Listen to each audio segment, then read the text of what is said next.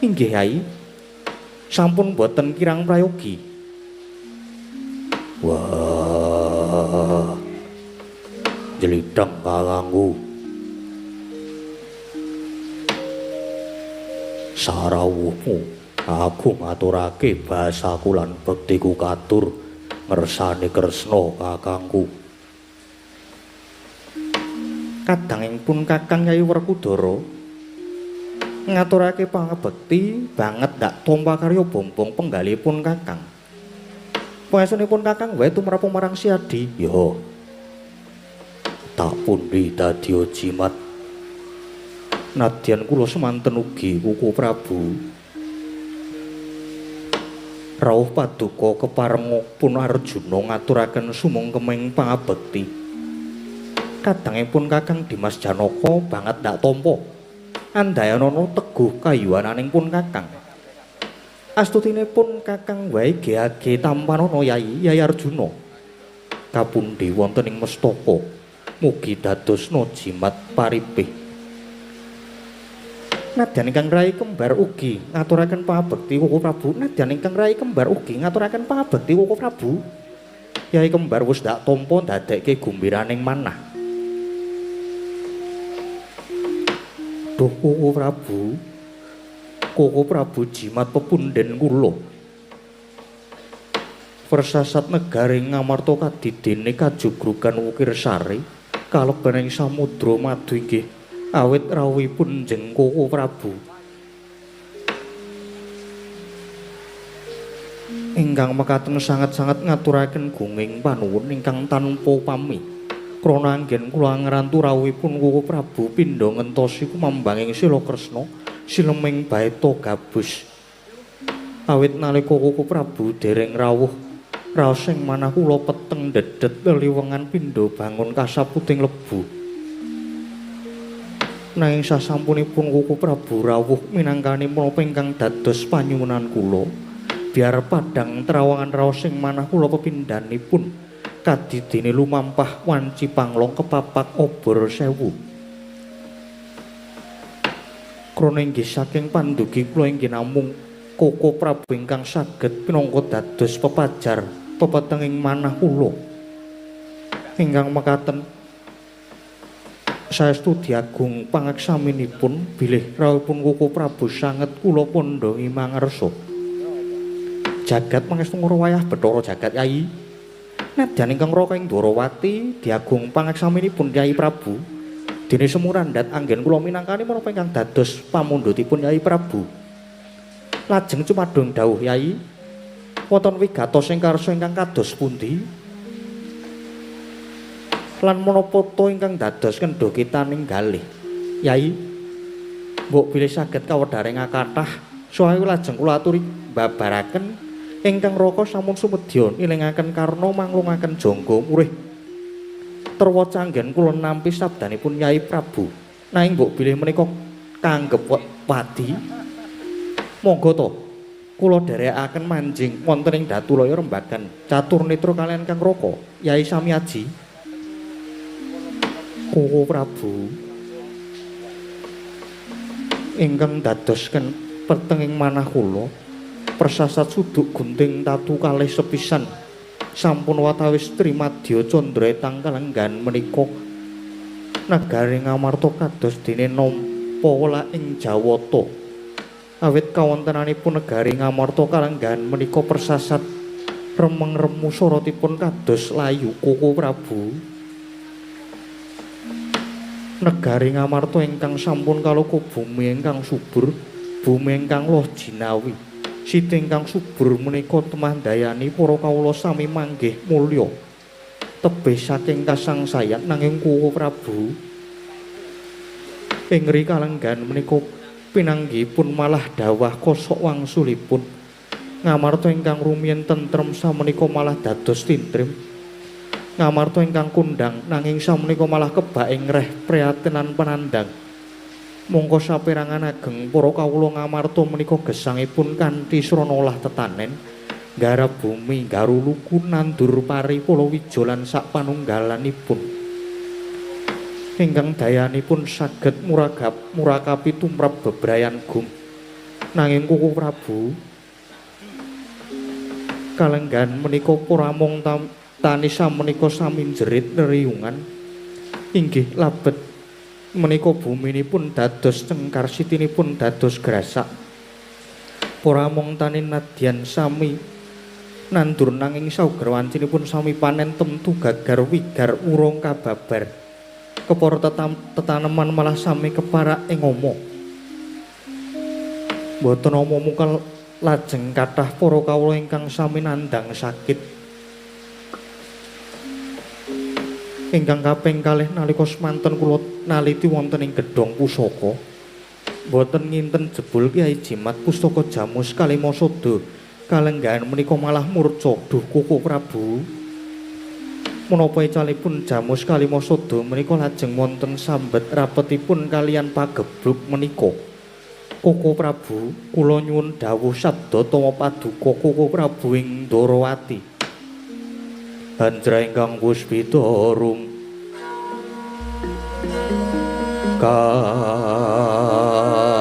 kasiliring samira nomre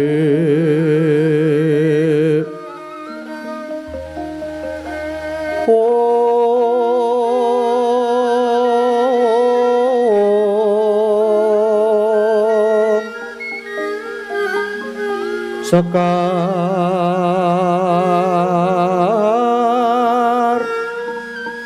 gadung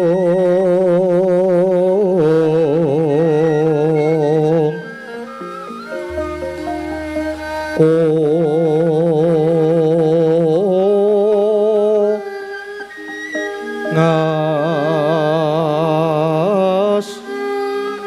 gandanyo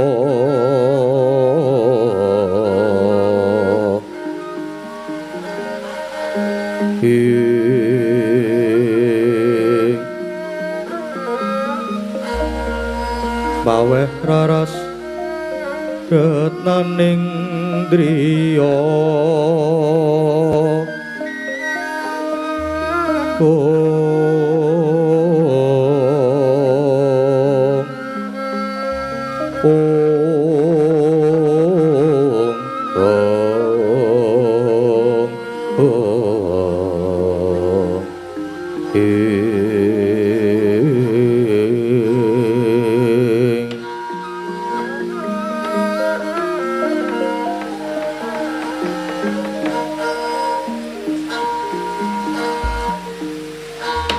jagat mangestun wayah Bathara jagat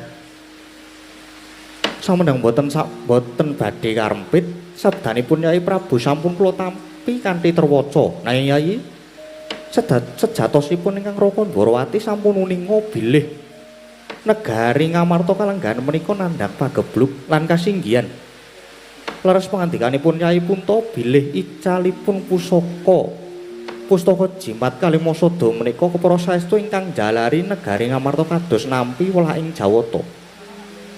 Pramila kados kula gelak lampah kula daya-daya pinanggih Yai Prabu Kadang menika kula inggih namung badhe warta menggah bab icalipun Pustaka Jamus Kalimasada menika Yai. Wah. Criteng Kresna kakangku. Kepareng aku sumula atur. Ya Yai Sena kepiye? Kresna kakangku kuwi kejaba pinangka lan pangayomane. Pinangka dadi pangayoman lan kusiring para Pandhawa. Nanging Kresna kakangku kuwi uga ratu ingkang linduwih. Ratu ingkang waskita. Bebasan wis ngerti sadurunge winarah. Mula kage dawuhna papilanging Jamus Kalimasada kuwi kepiye lan Kresna kakangku wis darbe kaca paesan wah kage dibrisani ana ngendi lenggah ilangi Jamus Kalimasada ya Werkudara sejatinipun kakang ya wis ngungak ana ing kaca paesan mungguh ilanging Jamus Kalimasada kuwi sejatine kepiye yen pancen mangkono kage kandha saiki Jamus ana ngendi? Werkudara. Barang pun Kakang nguna kaca paesan Jamus Kalimasada ku sejatine ora murca nanging ilang merga didusta. Didusta dening Duratmaka Werkudara. Sigra-sigra yen permana ganca sigra ngraketa nawang sesangka.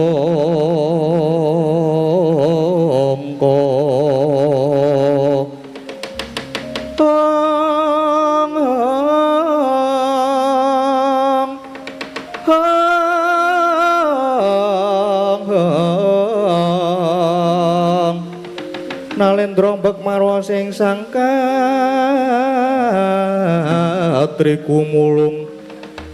katriku mulung mangrempeng wadya kurada kura reka giri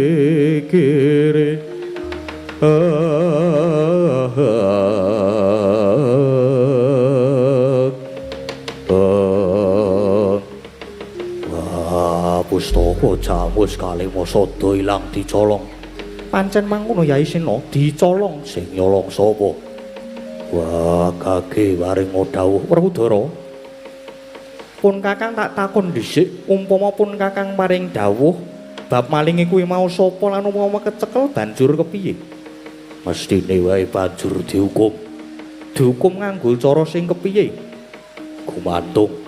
Wah, manut Pranatan Agung apa manut carane Werkudara?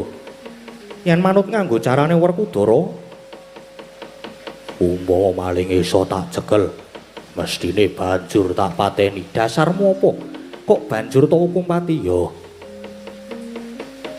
Mergo ani nyolong Jamus Kalimasada, monggo ilange Jamus kuwi sing jalare negara Ngamarta ketaman pageblug. Temake para kawula lan kang padha nandhang lara, tegese maling kuwi wis gawe lelara. Lan tumrape Werkudara ora mawas. Wah, malinge kuwi sapa? Utang lara, nyaur lara, utang pati, nyaur pati. Apa kuwi tenan? Lahir batin Werkudara, lahir batin. Werkudara wis ora wang-wang, ora walang ati. Umpama malinge kuwi kawula gedhene Nayaka Praja Ngamarta tetep tau kumpati. Nanging umpama malinge kuwi jebul isih keluargamu dhewe, tegese isih kulit dagingmu dhewe. Apa ya kowe tegel ngukupati Werkudara? Kresna kakangku. Lakune ngukum negara Ngamarta kuwi nggone tembung soma bidadana denda, tegese ora mbau kapine. Dadi senadyan isih keluarga dhewe, yen luput ya kudu dipidana. Umpamane malinge kuwi jebul anakku dhewe, mesti ya kudu tau kumpati. Werkudara ora bakal pilih-pilih. Werkudara, piye? Apa kang tok kandhake iki disekseni dening para kawula kang padha gantung siba? Lan ana ngarepe Nalendra ingkang nedheng siniwaka dadi ucapmu aja nganti cidra. Werkudara kuwi ngene wong jujur. Lan tetep nglungguhi berbudi bawa laksana, tegese yen iya ya iya, yen ora ya ora. Werkudara ora bakal cidra. Nek kanthi cidra tedhel derajat pangkatku ya. Pun Kakang uga nekseni yen ngono, maling iki mengko upama kecekel bapak hukuman tak pasrahke Werkudara. Yen nganggo cara hukume Werkudara piye? Saguh apa ora? Ya saguh. Mula rasa kesuwen malinge sapa? Inggih kuwu Prabu. Lajeng kula aturi paring pangandikan sinten? Sinten ingkang sampun wantun nyidra pusaka Jamus Kalimasada? Senadyan Arjuna inggih mekaten umpami Duratmaka menika jebul tasih kaluwarga, kepara menika malah anak kula. Kula inggih badhe tegel ya Janaka. Pun Kakang nekseni sing dadi aturmu. Koko Prabu, menawi mekaten lajeng sinten ingkang nyidra? Yai Punta, nuwun sewu, paripaksa kula kedah walaka bilih ingkang nyidra Jamus Kalimasada menika jebul Abimanyu.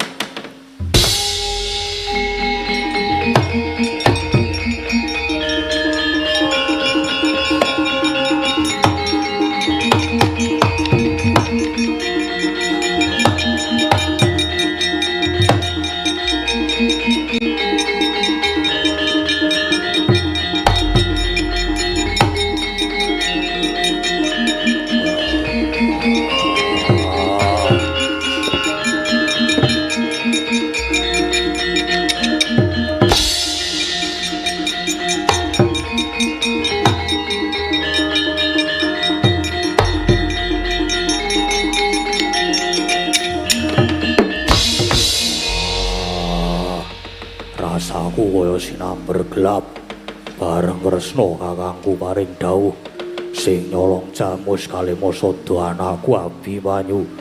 Wah, Kresna kakangku, apa ora kleru nggonmu dawuh kuwi? Mengko kekelehmu nyawang ana ing kaca paesan kleru. Werkudara, kaca paesan kuwi pusaka paringane dewa. Kejaba saka kuwi pun kakang iki ya waskita dadi ora bakal kleru panyawangku. Nanging kok kaya ora ketemu nalar. Wah, Abimanyu anakku kuwi bocah utama bebudene. Ora nate tumindak ala, tansah njunjung derajate wong tuwa lan gedhe lelabane tumrap negara. Wah, kok ngono piye? Werkudara, nadyan mengkono Abimanyu kae ya isih kesandangan badan wadak lan kulit daging. Tegese ora bisa wales kaya lali salah lan apes. Kala mangsane ya kadunungan murka elinga yayi. Sak becik-becike wong kuwi mesti ana alane. Sak ala-alane wong kuwi mesti wae ana becike uga. Dadi lumrah yen Abimanyu banjur gelem tumindak sing kaya mengkono mau. Gelem colong jupuk Werkudara. Wah, Jlamrong. Lehmu mulang anakmu iki piye? Wah, anakmu Abimanyu saiki dadi maling. Wah, lehmu mulang piye? Kowe Prabu, kula kapejah ana kemawon. Ingkang raipun Arjuna, kula sampun boten pantes gesang wonten Madyapada. Sampun sisip anggen kula wentah dhateng anak ula piyambak. Monggo Kowe Prabu, monggo kula aturi ngunus patrem mejahipun Arjuna. Werkudara, kok kowe seneng ngono ki kepiye? Wah, bingung kau. Aku isih durung percaya yen maling Abimanyu. Wah, aku kudu piye? Aku arep tok dawuhi apa? Lho, aku ora dawuh. Nanging Kresna iki ngugemi ucapanmu. Lan aku mau wis pasrah karo Yayi Sena umpama malinge kecekel, bapa hukuman nganggo carane hukum Werkudara. Tur kowe ya wis sago lho Werkudara. Mongko saiki ya wis genah malinge Abimanyu. Mangkat ora? Wah, ora waweh-waweh. Nek sago ya sago nyekel Abimanyu nganggo hukume Werkudara. Abimanyu kudu dihukum pati. Nek kowe nyelaki tegese bakal tetel jiwa kasatriyane Werkudara. Malah ora mung Nyai Sena Arjuna ya ngono. Anakmu wis kaluputan gedhe, anake dadi maling kok wong tuane mung meneng wae ora gelem ngajar. Wah, Jlamrong mangkat.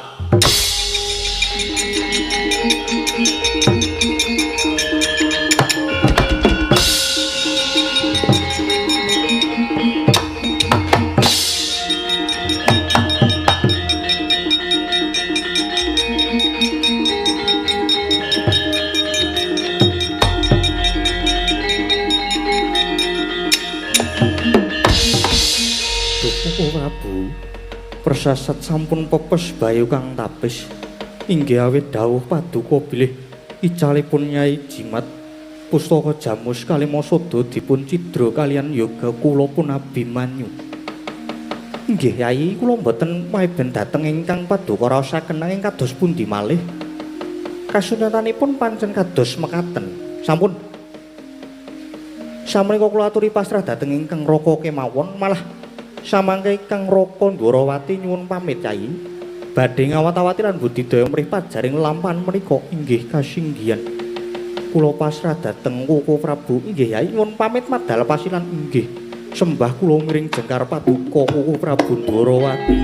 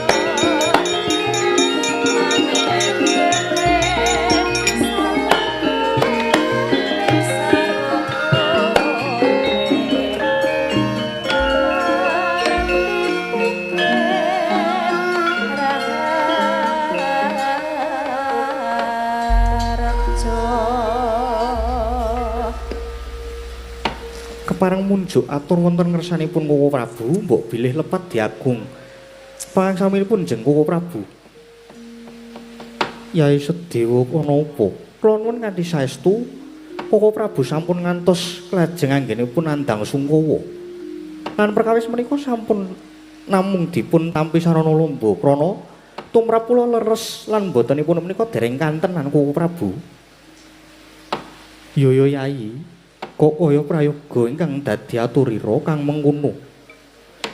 Bodolna pasewakan pun Kakang sedya kundur ngedaton kang banjur mancing ing Datulaya lan munggah ana ing sanggar pelanggatan. Nyuwun pitedah ana ngersane Hyang Agung mrih pajaring lelakon iki. Lan ingkang disuwun muga sesantine tansah manggih mulya Yai kembar.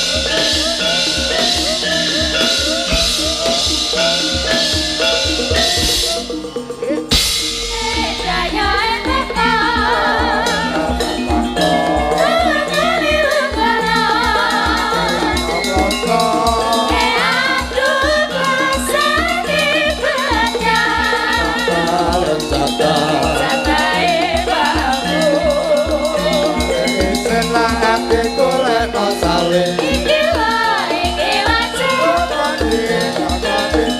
sebulan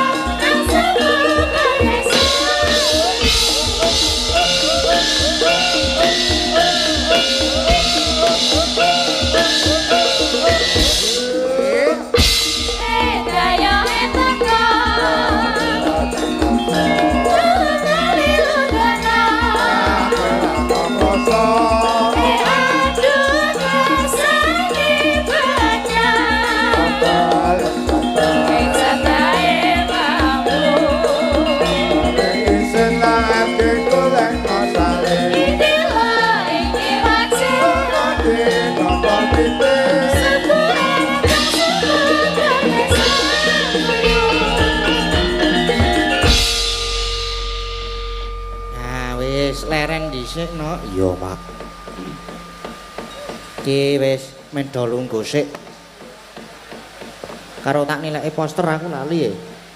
Puji syukur kunjuk ngersaning Gusti Ingkang Maha Kuwasa. Dene bengi iki awak dhewe kepareng sowan. Sowan ana ngendi iki, Mak? Iki sowan ana sik tak buka nganu. Sowan ana iki endi ya postingane ya? Karo di alon-alon ora ono sing gawe story to iki. Sik, sowan ana. Nah, iki wis ketemu. Sowan ana Mbah Baut lho. Oh, ngisore kleru. Sowan ana Joglo Hadi Suyatno atau Hadi Suyantan Kedung Sriti Umbul Harjo Cangkringan Sleman Daerah Istimewa Yogyakarta. Iya. Nggur goleki kaya ngono kok suwe. Aku ora duwe, no. Aku ora tau nyimpen fotoku dhewe. Aku ki nek weruh rae ku iso merinding kok. Iya. Ora apa-apa. Heeh, ora apa-apa. Karang ora pede aku ki. Iya. Aku tau dijajal pede pisan darane wong edan malahan, no. Iya. Iki acarane. Acarane iki tasyakuran. Tasyakuran Ana akeh iki. ana akeh. Ana tasyakuran khitan Mas Satrio Bagas Praditya Fauzi. Terus ana tasyakuran ibu sembuh dari sakit lho. Ibu dari Bapak Ernawan Fauzi nggih Ibu Hadi Suyanto atau Ibu Jinten. Yo. Ana meneh iki ana tasyakuran ulang tahun pernikahan ke-53 Bapak Ibu dari Bapak Ernawan Fauzi. Yo. Terus iso ana meneh kita tasyakuran selesai bangun rumah dan semua usaha berjalan lancar. Iya.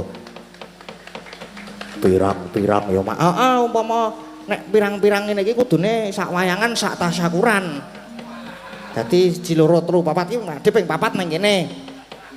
Dadi papat ping papat iki wayangan ngono wah gayeng banget. Iya. Petang dina patang wengi. Ora leren terusan. Ya nganggo leren sedilit. Leren kari medun sithik kono ki apa munggah ya ana. Apa enak? Mbuh aku ya ora ngerti. Ya saiki bengi iki ya awak dhewe ya dikancani. Iya dikancani ya. Dikancani karo Eyang Kakung. Eyang Kakung. Iya. Terus dikancani Eyang Kakung. Ono akeh sing ngancani bengi iki. Iya. Mengko awak dhewe nonton wae. Nonton wae wis gayeng banget iki mengko. Ora usah melu omongan. Iya. Iki ana mengko ana Mbah Baut terus ana Mbak Niken Sarintem terus ana Mbak Lintang Kairo terus ana karo Eyang Kakung kuwi mau ya. Eyang Kakung kuwi sapa? Weh, mulane kowe iki nek duwe HP sok buka Flampet.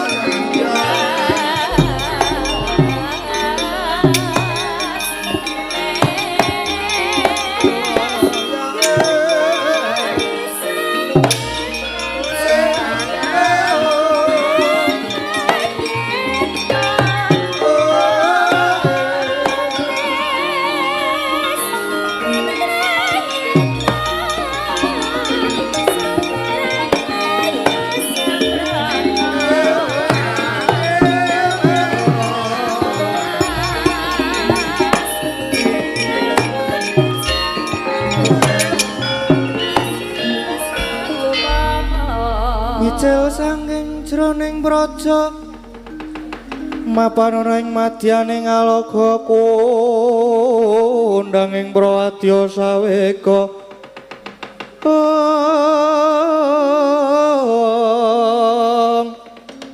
posur tambur miang suling pandhen taludak miwa bandira kakandha warna-warna pindha calatyana sri kawuryan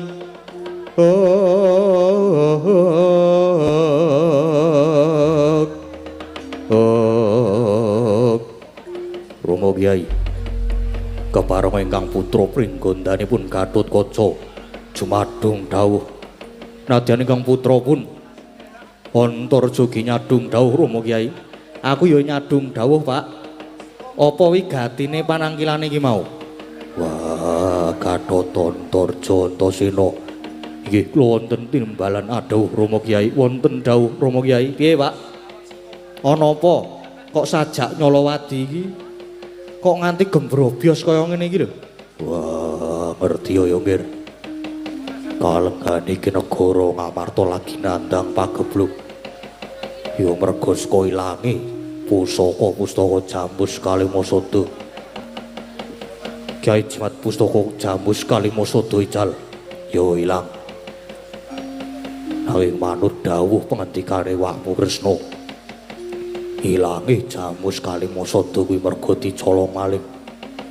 Menawi dipun cidra lajeng sinten ingkang wantun nyidra Kanjeng Rama?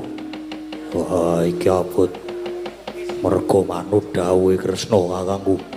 Sing nyolong Jamus Kalimasada jebule si keluarga dhewe. Monggo bapakmu wis sagu dipasrahi nyekel maling lan ngukum pati. Kula aturi ngendika, sinten malingipun? Inggih. Sinten Rama Kyai? Sapa Pak? Malinge sapa ge omong kok tak pras-pres. Wah. Jebul malinge adimu Tanjung Abimanyu.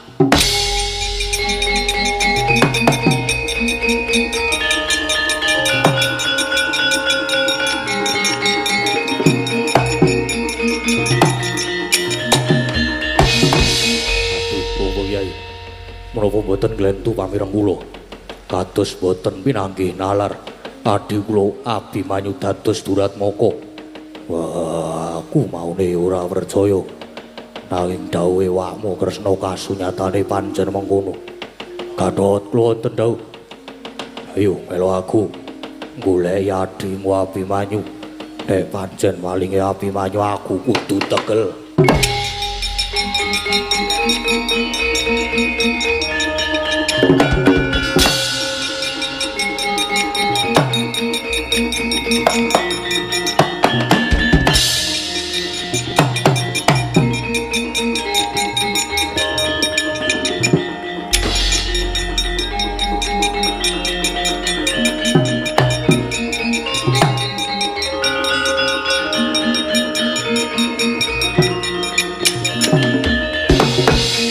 Kakang Antarja arep nendi? Ya nututi Dimas Gatotkaca ndereke Rama Kyai Werkudara goleki Dimas Abimanyu. Sing nyatane saiki wis dadi maling. Kakang Antarja ya percaya karo kabeh iki. Ya percaya. Ya jane ora percaya Dimas. Nanging nyatane kuwi dawuhe Wa Kresna. Ya bener. Bener dawuhe Pak De Kresna ki bener. Ning apa ya mesti bener. Durung karuan lho iki. Merga tumrap aku iki Wa Kresna malah tak anggap dakwa sing durung karuan buktine. Dipikir sik lho, Kang. Aduh. Lah banjur piye prayogane Yai? Kang, Abimanyu ki kepiye wae sedulur? Lan Kakang Antarja ya wis apal karo Abimanyu ki kepiye? Ketoke kok ora ketemu ngakal nek Abimanyu ane tumindak ala. Dadi aja gegabah sik. Saiki ngene, bener lan orane babakan iki kudu ditaliti dhisik merga iki rasaku kok Cubriya karo Wa Kresna sik sajake lageane kok beda. Cubriya kepiye Dimas? Wis to. Saiki ngene. Kakang Antarja saiki ambles bumi wae mengko ngenteni obo-obo. Obo-obo ki apa? Aba-aba. Engko takne sinyal peringatan. Yo. Engko nek wis tak abani terus gek jedul lho. Yo terus Dimas Antasena ku piye? Aku tak nyeraki Pak De Kresna kae wis ora usah kesuwen gak ayo ndang mangkat. Aja lali ambles bumi ndak konangan yo Dimas.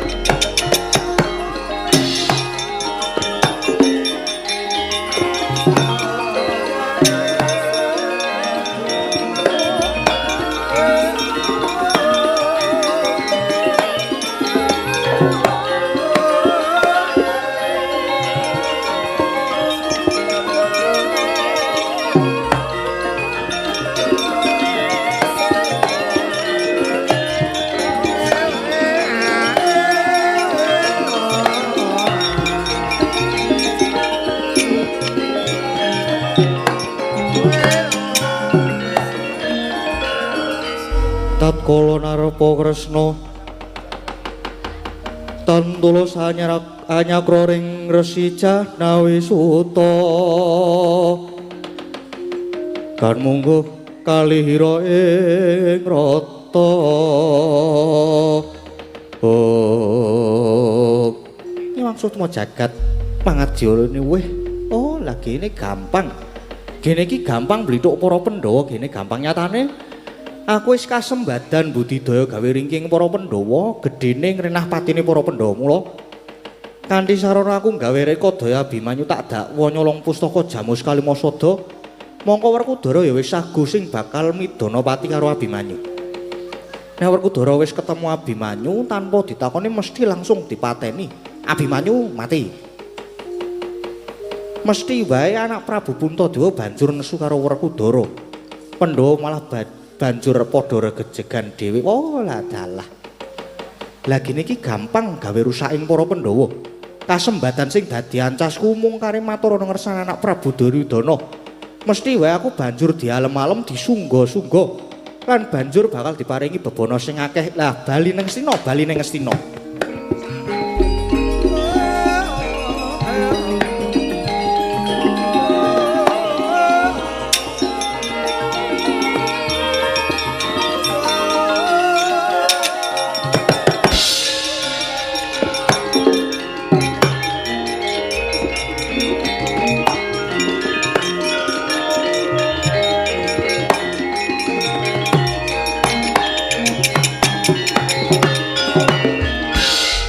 Ya putuku Antasena to. Kok putuku piye to? Aku ki pernahe purunamu dudu putumu. Oh iya, Ding. Ponakan purunaku anak Antasena ana apa kok nyeraki aku? Ya mau ngarep takon wae. Jare Pak De Kresna mau dawuh nek adikku Abimanyu nyolong pustaka Jamus Kalimasada. Kuwi bener apa ora? Ya bener mangkono nggih Antasena. Lah kok Abimanyu wani nyolong Jamus Kalimasada kuwi kira-kira ki arep nggo apa ya Pak De? Kira-kira wae ngono. Lah mbok menawa arep digadhekke utawa arep didol dienggo kebutuhan kuwi ya iso lho Antasena. Ana pusaka kok arep digadhekke arep didol. Nah aneh. Apa meneh nggo ngeslot lah kuwi wis rapik ngono-ngono kuwi. Ya sing cetha wae. Negara Ngamarta lagi nandang pagebluk ya merga saka ilange Jamus Kalimasada. Lan ilange dicolong karo Abimanyu kuwi mau. Kosik kok Kresna iso mestheke sing nyolong Abimanyu kuwi kepik lho. Ratu Dwarawati Prabu Kresna ki rak ya ratu sing waskita to. Lan duwe pusaka jenenge Kaca Paesan. Bareng tak ungak cetha banget ning kono nuduhake gambare Abimanyu sing nyolong Jamus. Oh, len delok ki lewat Kaca Paesan kagungane Pak De Kresna to? Iya. Lah mbok coba kene aku tak melu ndelok. Tak ndelok gambare kuwi kaya ngopo ngono lho aku kuwi. Gambar nggon kaca kuwi kaya padha karo live streaming apa ora? Oh, kuwi ora kena ya, nggih ora kena. Ora kena mergo kaca paesan iki pusaka pribadi. Ayo mesti sok tok nggo ngindik to. Aku wae ora kena ya Antasena. Ora kena. Wae nek wis ora oleh ndelok ya wis. Neng aku kok pengen ngerti wujude kaca paesan kagungane Pak De Kresna sing ampuh kuwi. Mbok aku dituduhi, didelokke tak wirus dilit wae. Ya, kena wae Antasena bakal ngerti wujude kaca paesan, nanging kaca paesan saiki ora tak gawa. Lah kok ora digawa iki? Tak tinggal ana kraton Dwarawati. Lah nek saiki ora tok gawa kok iso ngendika nek Abimanyu malinge. Lho lah. Lah leku nyawang mau ki ya ning omah. Terus kacane tak tinggal mergo arep do disilih nggo dandan. Nggo dandan sinden-sinden dienggo rias. Banjur tak tinggal Antasena. Sangertiku kaca paesan kuwi ora beda kaya Sekar Wijaya Kusuma. Ora tau pisah karo Pak De Kresna. Rasa kakean alasan to Pak De, mbok dituduhno to. Aku pengen delok dilit wae wis to, dilit. Ora iso ya, nggih ora iso. Iki pusaka pribadi ora dienggo tontonan. Oh, lah iki tenan ora gelem nuduhke. Iki pusaka pribadi Antasena. Wah, lah iki genah Kresna palsu.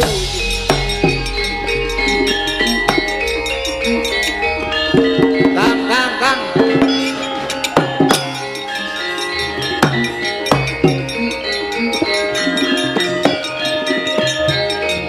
Waduh.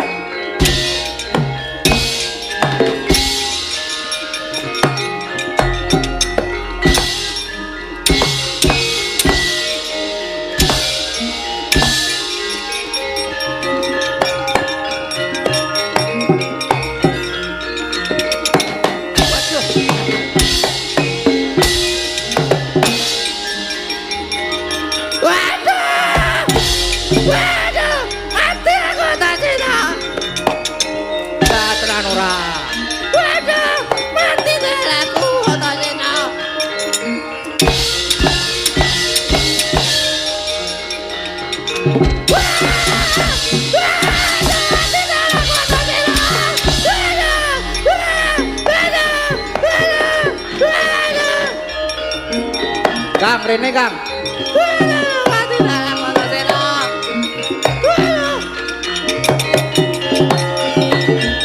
Mati dalam aku.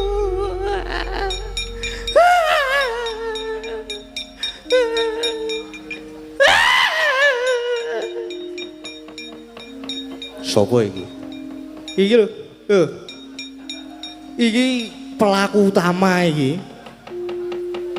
Weh. Lah kok ana yang Durna Dimas. Lho lah, piye iki lho. Ki pelaku utamane iki. Pancen tak ajar aku mau tak wis kandha, ya to. Nek perkara iki kudu diteliti.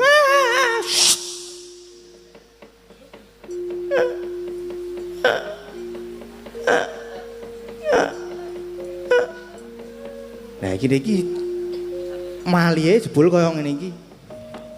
Ana Kresna kok ambune oli. Ana Kresna kok nek mlaku kok ora mungkin. Iya Dimas. Ha iki terus badar Mbah Durna. Dadi wong Kresna mau kedadian saka yang Durna iki. Lah iya. Heeh. Gugu karepe dhewe sampean pancen pendhita sing ora patut diajeni. Pancen pendhita sing ora patut diajeni. Sik Kang, nek arep ngampleng tak pindah sik. Tak pindah kene.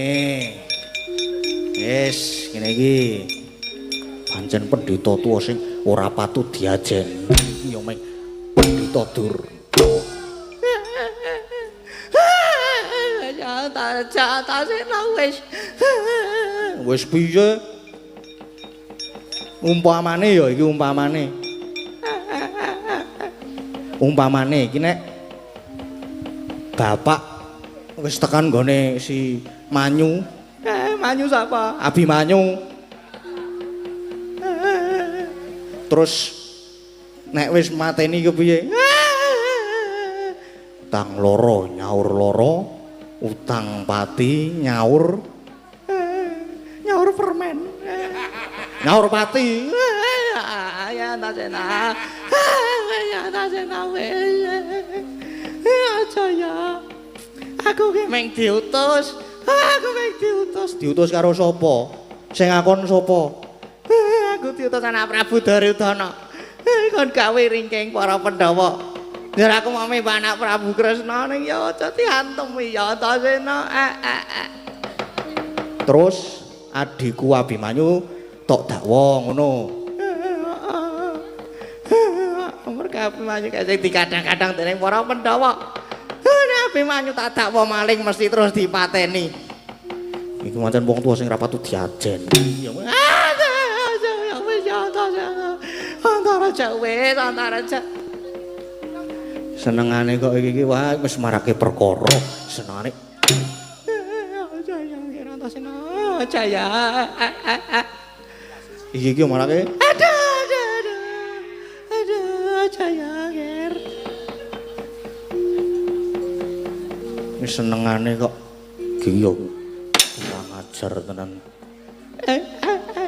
Wis jager. Jager. Tulung. Aduh, yo wis tak letak. Kang aku karo omongan karo kowe Kang. Umpama nek nganu kowe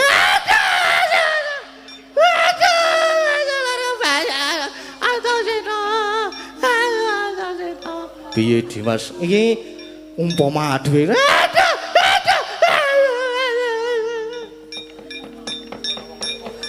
dibingkom sik Kang iki engko dhewe golek beras karo wis sasake sing kena digo pakan pitik banjur kepiye Dimas iki mengko dipiurke nggon raine nggon matane iki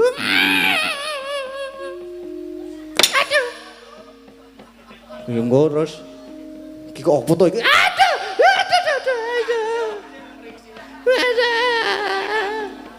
Aja ya nger iki. Barange mbahmu. Iki kok opo to iki kok rumangsaku kok lek ngadeki ora pas. Aduh.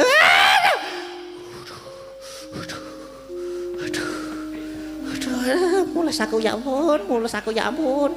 Aduh. Apa Durna ki ngesak baterai apa ya? Kok rada lho iki lho.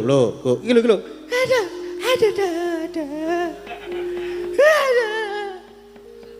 Iki kok kaya ya udu e. Sorry ya, Mbah. Ora ngerti e. Aja ya Antasena. Aja. Wis saiki ngene wae. Iki engko Mbah Durna iki dibondo to. Ya Dimas.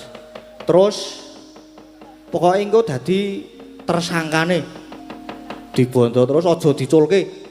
Aja diculke tekan ketemu karo bapak. Karo sapa jenengane? Karo Pak Lik barang.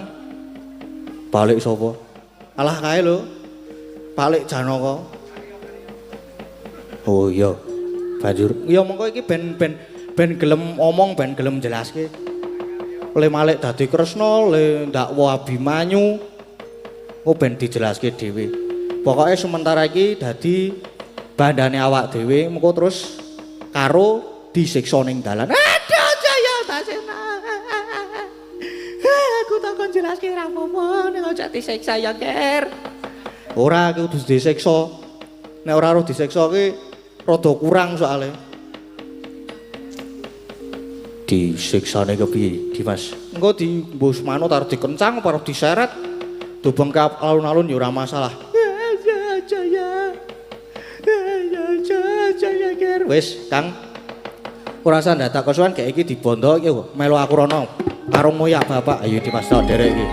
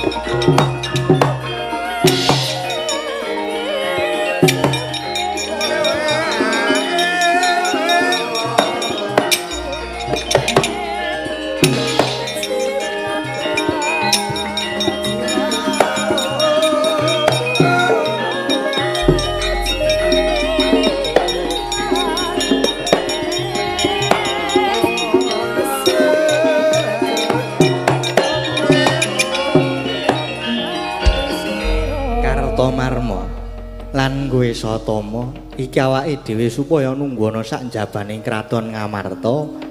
Merga iki Kakang Pendhita Durna sing mimba dadi Prabu Kresna prapta ana ing Pasewakan Agung negara Ngamarta. Sing surasane gawe pitenah lan gawe karti sampeka yen to Jamus Kalimasada kuwi ilang lan sing dipitenah utawa sing didakwa ya kuwi si Abimanyu. Lah kanthi Abimanyu didakwa dadi maling, mestine Arjuna Werkudara padha nesu. Banjur do mentala ngajar karo Abimanyu. Nggih, Wawan.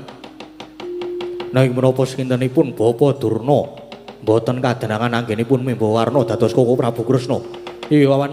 Kula inggih ngatosaken dhateng Rama Begawan.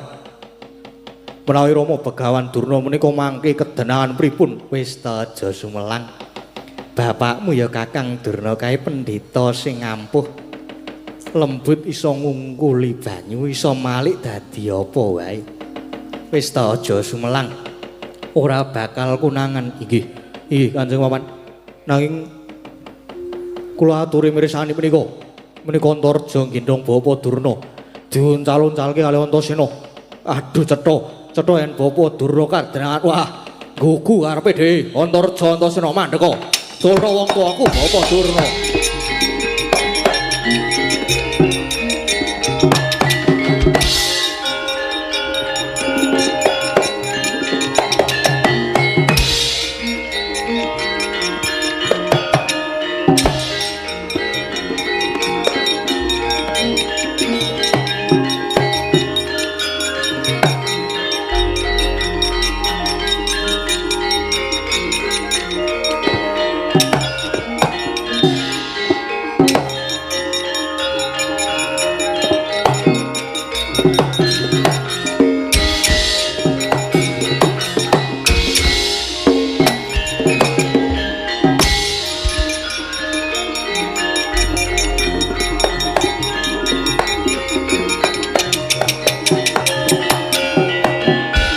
Kewapak prangguling wungsuh kewapak bawatnya bentar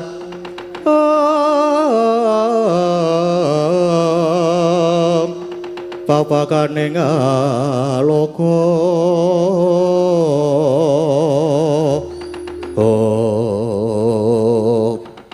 Antasena ya piye Satama lho mungkak krama turu ora basa karo aku. Lho basa ki ya ngopo? Nek Kurawa patut tak bahasani merga pepundhenku ning nek Satama ki sapa? Kowe iki dudu Kurawa sih, ora patut. Ayo. Kowe saiki sumingira. Antareja tekan kene, kon nguali bebandane wong tuaku ya Bapa Durna. Oh. Lah Kakang Antareja mbada Simbah Durna ki sing ngakon ki aku sih. Merga bapakmu Durna kae pancen luput gedhe, mula kudu diadili. Aku sing arep mbelani wong tuaku. Gelem ngeculke bapakku apa ora? Culke piye? Bapakmu ki arep diadili kok kon ngeculke wah gugu karepe dhewe. Ora gelem ngulungke bapakku kepeksa aku kudu tegel karo kowe, mati kowe Antasena. Lah mbak ayo tak ladeni.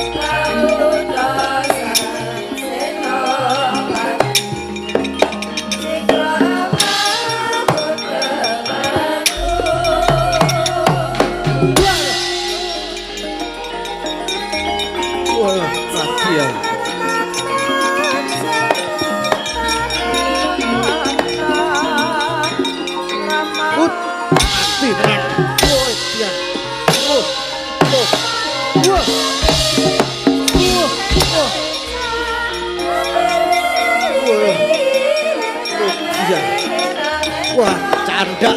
Oh. Wedian.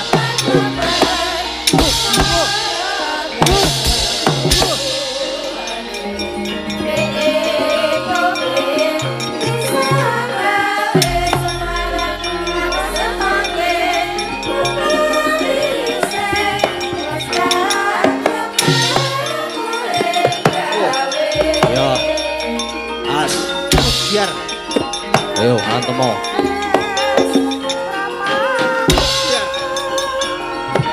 Mati.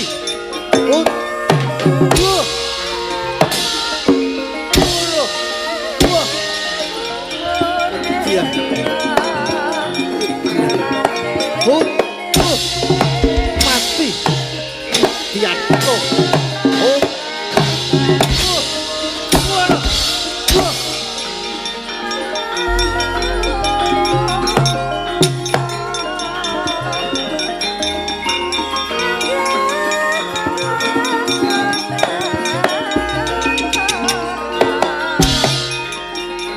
Ejian. Ya. Mati. Jegal.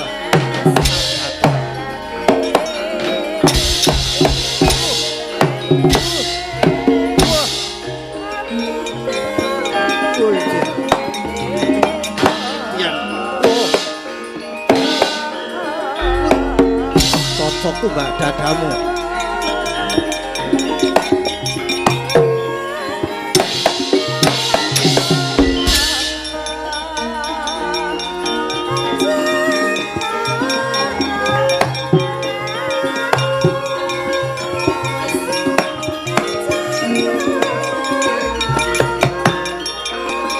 Samu tuh mbak yo. Ojo indo ora.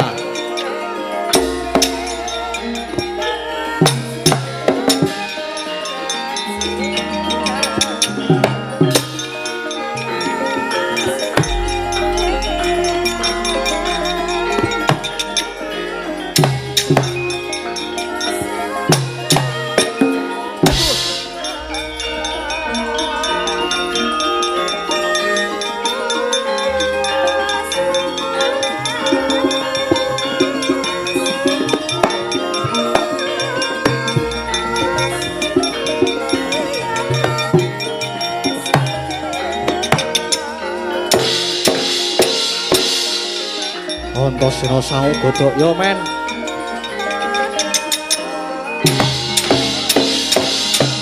Waduh.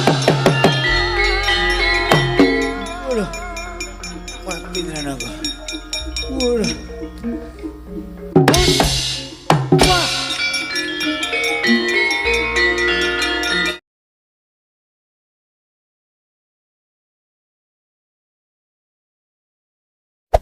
Hey there. Subscribe to my channel. And also press this bell icon.